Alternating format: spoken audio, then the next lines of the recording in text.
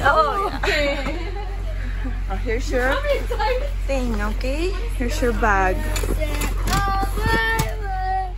Okay. Sir, here's your bag. Okay, that's your bag. Okay? Bye. Bye. Thank you. Thank you so much. Thank you. Bye, Zar. Bye, Zar.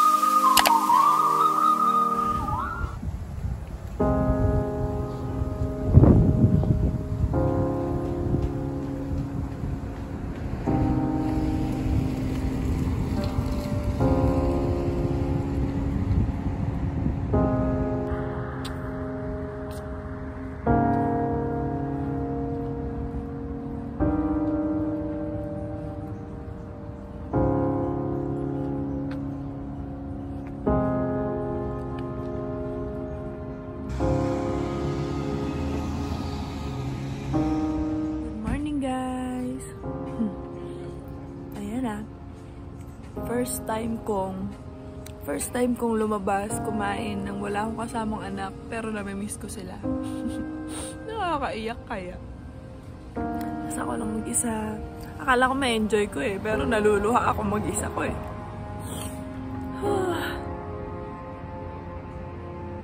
Ayun, ang vlog natin ngayon is about sa situation ng dalawa. Kung paano ko nalaman na, or paano ko pina-check yung dalawa about sa kanilang sitwasyon. So, ano nga bang status nila ngayon and ano ang diagnosis?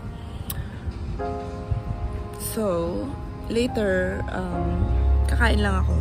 Papaliwanag ko mamaya. Kain lang ako. Wait lang. Hello everybody! So, tapos na ako kumain at nakabalik na ako dito sa bahay. Hindi ako sanay. Hindi ako sanay ng walang maingay dito.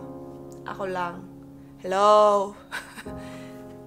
Nakakatuwa na meron akong me time, which is the vlog time. Makakapag-vlog na ako ulit sa mga time na ganito, na wala yung mga anak ko. Nakakalungkot din kasi parang nung nag-try ako maglakad eh. Naglakad ako tapos parang hindi ako sanay ng walang tulak-tulak. Parang nakakapanibago. So, yun. Gusto ko share kung paano ko nalaman or paano ko ba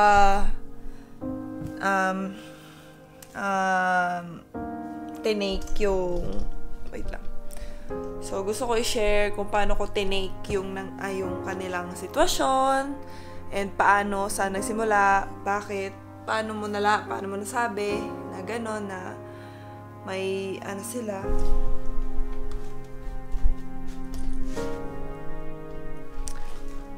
Yan. So, lumipat ako kasi yung lightning. So, yun. Gusto kong i-share kung paano ko na-discover or paano ko inumpisahan yung process. So, nung mga nakaraang taon or 2021 ata or 2022, medyo may pakiramdam na ako noon. Meron na akong nararamdaman na parang may iba sa anak ko, hindi pa nagsasalita, 3 years old na, 2 years old, hindi ko pa rin narinig mag-mommy, ganon. So, nandun lang ako sa nasa denial part pa ako hindi pa ako ready iharapin yon kasi parang syempre iniisip mo, hindi, magsasalita rin yan. Kasi yung mga tao sa paligid mo sinasabi, hindi, lalaki kasi yan, matagal magsalita. Or, hindi, magsasalita rin yan, hintay mo lang, yung mga ganun. Wala kasing kausap, kaya hindi nakakapagsalita eh. Or, kausapin mo kasi para magsalita, yung mga ganun. So, nag-stick muna ako sa ganung mga words na, oo nga, baka ganun nga, baka kaya hindi pa nagsasalita si Primo or si Zaire, non. Pero kumakanta sila. Kumakanta, memorize pa nga nila yung mga pinapanood nila eh. Tapos, may sabi pa, iPad daw kasi, pinapanood kasi ng TV, yung mga ganun, natututo. Ang hirap kasi dahil dalawa nga sila, so dalawa ko silang asikasuhin. Parang yung iPad or yung phone, parang nakakapang-pasettle siya ng isang bata para hindi muna siya magulo, para isa naman maasikaso mo yung ganon. So, syempre, yung mga way ng pagpapalaki sa atin, tayong mga batang 90s, wala naman ganon eh. Wala man tayong ganon, wala tayong mga iPad noon. So, parang hindi siya nakasanayan.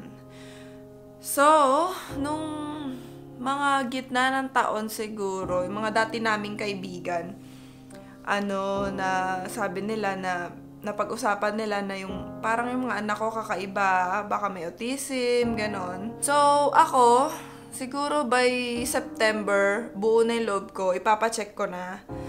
Sige, pacheck ko na kasi mas maganda nang manggaling sa doktor o kaya manggaling sa espesyalista, yung mga doubts mo, para magkaroon din ako ng peace of mind. Para magkaroon din kami ng peace of mind ng asawa ko, kakaisip na baka ganun, ganyan, sila Primo at Sire. So, nagpa-check up na kami. Pina-check na namin sila Primo. So, ang status nila ngayon, ang status na nakuha pa lang namin ngayon is yung meron silang severe communication disorder na hindi sila yung nakakapagkanta-kanta sila, kumakanta-kanta, nakakapagsalita na ibang words, few words, pero hindi sila nakikipag-converse. Hindi sila tumitingin sa mata mo, ganon, hindi lumilingon pag tinatawag, ganyan.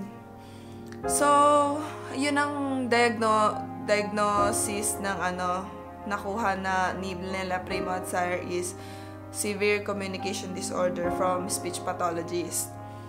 So, dahil dito nga, kailangan mong pumila at libre nga naman ang assessment, sa Glenrose sila pina-waitlist ng autism diagnosis. Pero waiting pa kami kasi 12 to 18 months ang waiting. So, nasa 6 months na kami kasi nung February pa yun yung diagnosis nila. Pero ngayon, ang ginawa ko, dahil okay naman ang Canada or dito sa Edmonton, once na may ganon, na may diagnosis from speech pathologist na ganon, severe, meron na silang PUF funding, yung tinatawag, para makapag-aral sila sa special school ng 3 years. Kagaya kay ngayon na nasa Center for Autism sila parehas. Pero, nung mga unang buwan, like February, dahil naghahanap na rin ako ng school sa kanila para, alam mo yun, para magkaroon ka na ng peace of mind na merong mapapasukan yung mga anak mo na therapy. Kasi nga, yung ibang therapy na libre from government, waitlist pa lahat yun. So, ang pwede ko lang ma-access ngayon at mabilis ko ma-access is yung sa aral. So, buti na lang, mabait si Lord. Talagang sobrang blessed din kami ng mag-asawa kasi alam mo ba yung sobrang kailangan mo ng tulong. Wala kang ibang mahingyan ng tulong kasi hindi naman nila alam yun hindi naman nila napagdaanan yun. Pero ginagawa mo ng paraan, search ka na search, hindi ka matahimik. So, nagdadasal ka na lang. Wala ka na magawa Alam mo yun, wala ka na ibang source. Wala ka na ibang source, kundi prayers talaga. Si Lord talaga. Talagang sabi ko, Lord, kasi ganito, natanggap si Sire natanggap sa 100 Voices. Yun yung sa Saint Monica. Which is, mga 19 minutes away dito sa bahay. Ganyan yung way. Dito si Supremo, dito si Sire. Tapos yung kanilang kung saan natanggap si Supremo, actually nga si Supremo, hindi pa agad yan natanggap. Nag-waitlist muna ng ilang buwan kasi February ko pa sila February ko pa sila kumbaga pinagtatawag-tawagan kasi lahat puno. Lahat ng schools para sa kanilang sitwasyon is puno, waitlist lahat, tapos kailangan ng kailangan may autism diagnosis na sila. So, wala pa ako noon. Ano pa lang, speech therapist pa lang. Pero malakas naman yun. Malakas yung kanyang record na talagang meron. Kumbaga, kailangan ng support, kailangan ng therapy agad, ganun. So, nahirapan akong magtatawag-tawag ng school kasi lahat puno, parang lahat may autism, ganun. So, kami dito sa ELVS, ganyan, sa case, marami na akong natawagan. Lahat, halos, lahat ng schools na special, tinawagan ko na. So, nung natanggap si Sire, kasi sa Catholic school yon na may program silang 100 Voices para sa pre-K, para sa mga batang late speech, ganun, or yung mga may suspected autism. Ang saya ko na, syempre nakapasok na si Sire. Pero si Primo parang mas severe yung sa kanya. Mas nakikita kong late si Primo talaga. Kasi si Sire, medyo mabilis siya eh. Mabilis siyang nakaka-observe siya, tapos madali siya matuto. Si Primo, late talaga siya. So sabi ko, Lord, sana makuha ni Primo yung same support ng kagaya kay Zaire sa mapapasukan niya. Kasi parang sabi ko, parang mas kailangan ni Primo nung support na yun, ng mga OT, speech therapist sa loob ng klase, yung mga ganun. Kasi naisip ko na siyang mag-enroll dito sa malapit na school, which is EA. EA lang yung sinasabi nilang makakasupport kay Primo. Educational assistant, walang speech therapist, ganun. So, talaga nag-pray ako na, Lord, gusto ko din ng same support, kagaya kay Sire, para kay Primo. Kasi, kailangan talaga ng anak ko ng tulong para doon. Yung bang gusto ko siyang mag-thrive, yung ganun, na kaya niya rin, ganun, na magiging okay siya. So, nung after namin umuwi ng Pinas, pagbalik namin dito, nag-try ako ulit.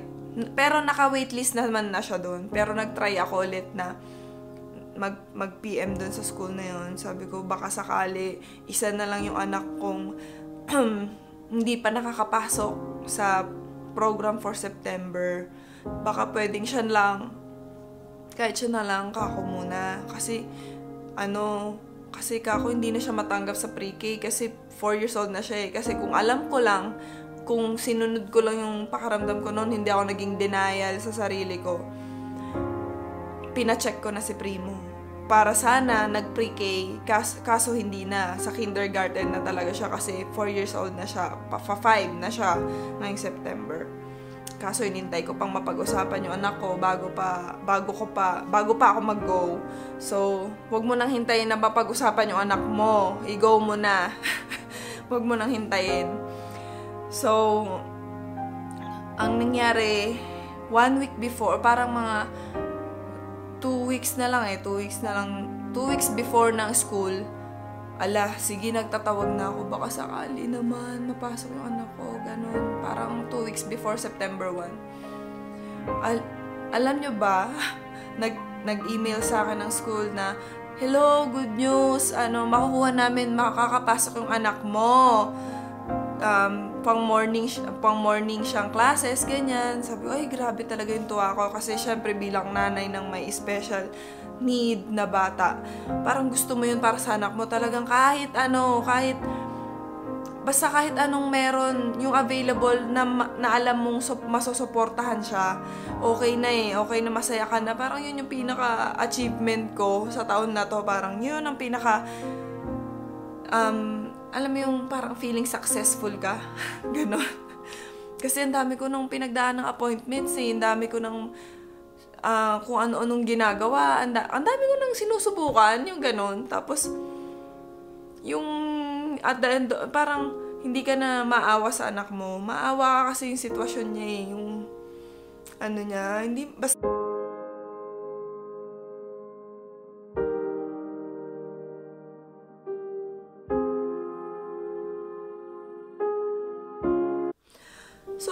yun, so, sige, sige, sabi ko, okay lang, mamamasahe ako kasi ayoko mag-drive ng snow, guys. Ayoko talaga. Kahit marunong ako mag-drive, no? Di pa nga ako nahuhuli, class 7 lang ako eh. Joke. Marunong ako mag-drive. Kaya lang, ayoko mag-drive ng snow kasi alam kong, hindi ko pa yun gamay, kumbaga. Pero gagamayin ko kung kailangan talaga. Pero hindi ko naman kailangan. Hanggat may bus, sige. So, ang biyahe ko from here hanggang sa school nila Primo is 19 minutes. From school ni Primo hanggang kay Zaire, 1 hour. Ang conflict pa kasi, malilate si Zaire kasi ang out niya 11:45, ang school ni Zaire is 12:17. So, 'di ba? Hindi kaya. So, kinausap ko yung mga teacher nila, okay naman, naiintindihan nila. Yan ang maganda, 'di ba? Naiintindihan ka ng lahat. Tapos, di nung last Friday, yun ang start ng school ni Zaire. Tapos, alam nyo ba nung araw na yun? Nung araw na yun, sabi ko, Lord, ang hirap kasi magko-commute ako. Sabi ko, ang hirap, Lord, pero okay lang. Gagawin ko.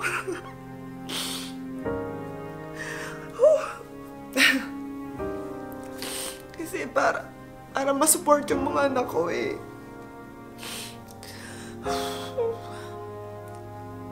Sabi ka ng asawa ko, kaya mo yan. Kasi yung asawa ko, syempre, sobrang supportive.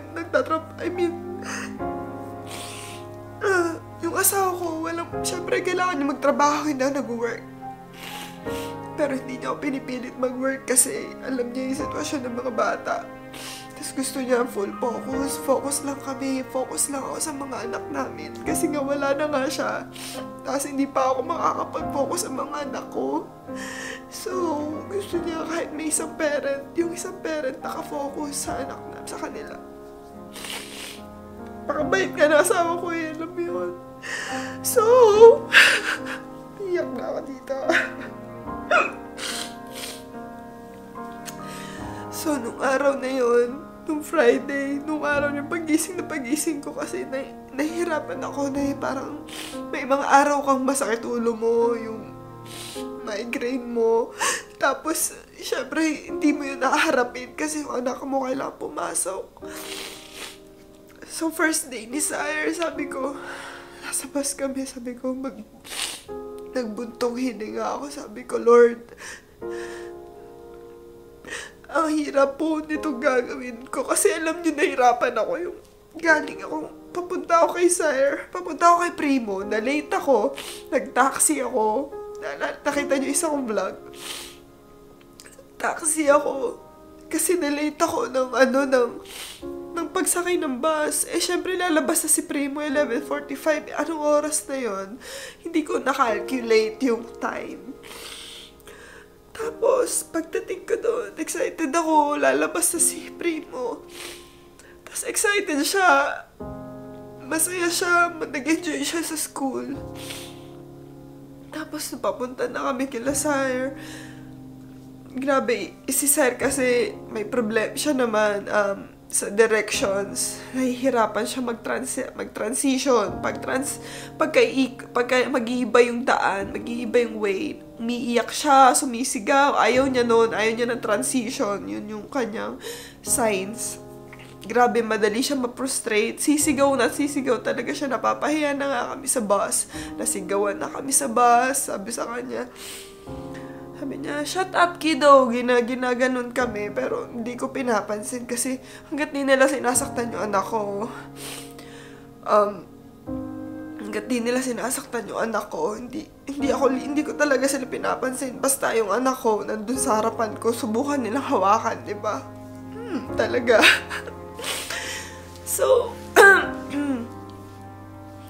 So, nung Friday last week, first day ni Sire, si Primo lang pasok sa umaga. Tapos masakit yung ulo ko. Pero kailangan ko pong ihatid yung anak ko kasi first day niya yun eh. Tapos, talagang sabi ko, araw-araw ko ba talaga itong gagawin, Lord? Pero, kung araw-araw ko talaga itong gagawin, bigyan niyo ako ng lakas. Yung prayer ko talaga, bigyan niyo ako ng lakas. Bigyan niyo ako ng lakas. Tapos, huwag niyo akong pasukuin. Yung bang bigyan niyo ako ng motivation araw-araw. Huwag niyo akong bababayaan. Ganun yung prayers ko lagi. Kasi wala ako na pagsasabihan. Kumbaga, iba kasi yung nararanasan nila. Kung nararanasan nila yung nararanasan ko, hindi nila masasabi sa akin na okay lang yan. Kaya mo yan. Kung sila yung nakakaranas baka, hindi nila kaya kahit subukan nila, hindi nila kakayanin. Pero, ayun, nung araw na yun, sobrang lakas ko kay Lord. Sa totoo lang, sobrang lakas ko kay Lord. Tinawagan ako ng school ni Primo.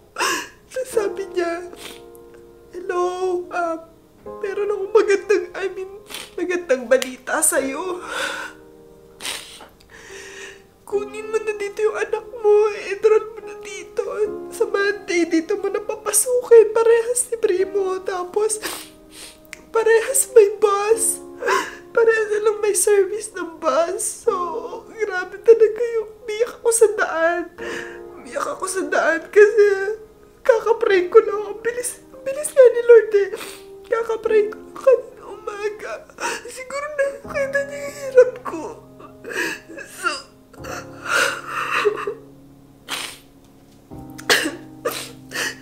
nakita niya yung hirap ko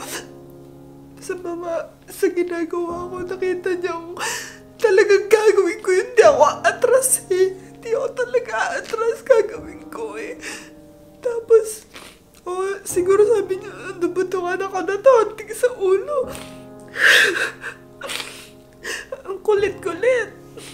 Kinukulit ako. Ganun. Kaya, ayun. Kanina umaga. Ngayon, kaya ako mag-isa ngayon. Kasi kanina umaga, sinundo na sila si Sire tsaka si Primo. Nang iisang bus, papuntang school. Tapos hihintay ko lang sila ulit na dumating. Tapos nung pa sa mga school na nagsusupport sa mga needs ng mga batang may special needs. Sorry guys, umiyak ako kasi gusto ko ang hirap. Ang saya-saya ako kasi. Kaya, ayun.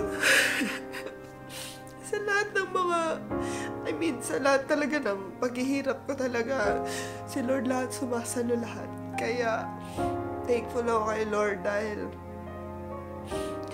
simulat sa pool talaga nandiyan siya. Hindi niya pinabayaan sa kahit anong sitwasyon, kahit saan.